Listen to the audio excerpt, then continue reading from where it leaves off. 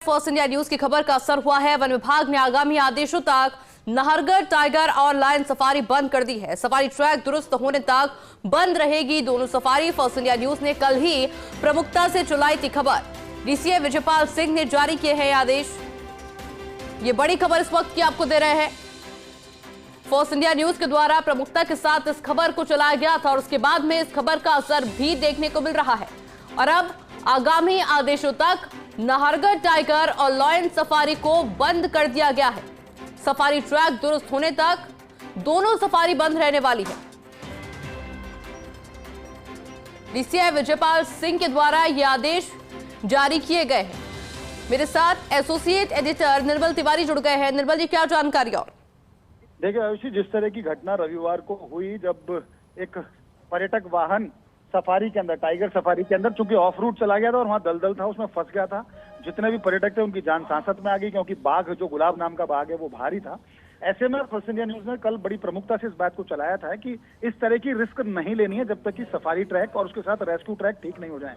तो उस तमाम इस घटनाक्रम को ध्यान में रखते हुए जब फर्स्ट इंडिया न्यूज पे खबर चली तो इसको हाथों हाथ वन विभाग ने लिया और जो डीसीएफ वाइल्ड लाइफ है जयपुर के विजयपाल सिंह, उन्होंने एक आदेश जारी करके आज से आगामी आदेशों तक लायन और टाइगर सफारी दोनों को बंद कर दिया गया। उन्होंने साफ तौर पर अपने स्पष्ट आदेश में कहा है कि जब तक सफारी ट्रैक दुरुस्त नहीं हो जाए, दोनों सफारियों में बरसात के बाद जो हालात बिगड़े उनको दुरुस्त नहीं कर लिया जाए, रेस्क्यू ट्रैक बिल्कुल विकसित नहीं कर लिए जाए और संसाधन जब तक रेस्क्यू के पूरी तरह से वहां पर चाक चौबंद नहीं हो तब तक ये सफारी नहीं की जाएगी। इसका मतलब ये है कि आज से ही अब टाइगर और लायन सफारी जो नाहरगढ़ में कराई जाती थी उनको आगामी आदेश तक बंद कर दिया है। और देखिए, इसमें साफ बात ये भी आयुषी, इसको समझना होगा क्योंकि तीसरी घटना थी लगातार जब किसी सफारी वाहन का पहिया धंसा, आधे घंटे तक पर्यटक वहां पर फंसे रहे। वो तो गनीमत है कि एसीएफ देवेंद्र सिंह राठौड़ वहां पर थे, शुभम शर्मा रेंजर वहां पर थे, उन्होंने सूझबूझ का परिचय दिया और वहां जिस तरह से हॉर्न बजाकर बाघ को उन्होंने दूसरी तरफ खदेड़ा और उसके बाद उन्होंने कोशिश ये की कि यहाँ किसी तरह से पैसेंजर जो उसमें जो पर्यटक थे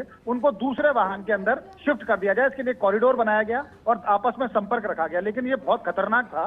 बाघ अगर गलती से भी उस तरफ पलट के वापस आ जाता है, क्योंकि बहुत द्रुत गति से चल सकता है जंगल के अंदर वो, जितना कि इंसान नहीं चल सकता, तो ऐसे में उनकी जान को खतरा भी हो सकता था पर्यटकों की।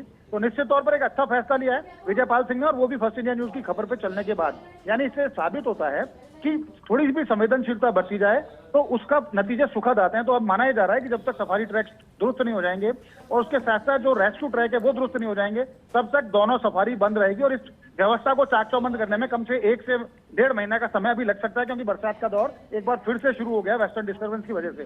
तो माना जा सकता है कि एक अच्छा फैसला है। इससे कम से कम पर्यटकों की सुरक्षा जो है उससे किसी तरह का खिलवाड़ नहीं होगा। आयुष। बिल्कुल निर्मल जी, बहुत शुक्रिया आपका तमाम जानकारी के लिए।